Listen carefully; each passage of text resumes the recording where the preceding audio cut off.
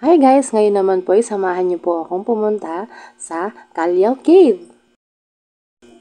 May madadaanan ka na sa gilid na bilihan ng mga souvenirs. At makikita mo naman dyan ang iyong mga pupuntahan. At narito na ang waiting area nila. Ang ganda, no?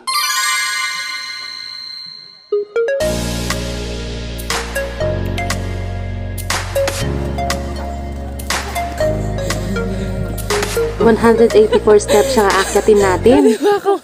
Itulak sa taas. So, dito nyo na po mapifeel yung lamig po.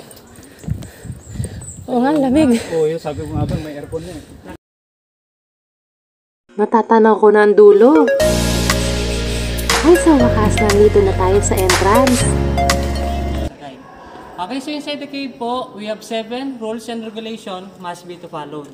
First, take nothing but pictures, leave nothing but footprints, kill nothing but time.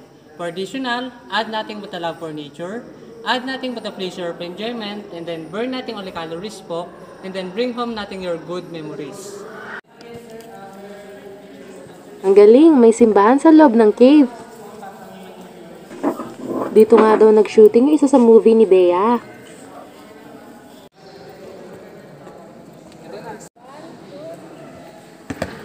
Akit po ako dito. So, dalak lang yung 14 girls.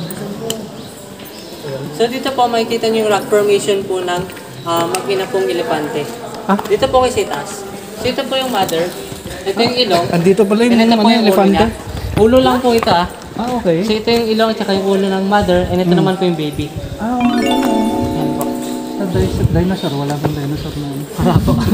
So mo ilagay ka dyan. Tapos yung rock formation naman po ng camel. Ayun po. Doon sa may part po na madilim. Yung may dalawang hams. Oo nga, ayun. Camel rock formation. Ay, yung Buddha. Meron dito. Ayan po. Buddha yan. Ito.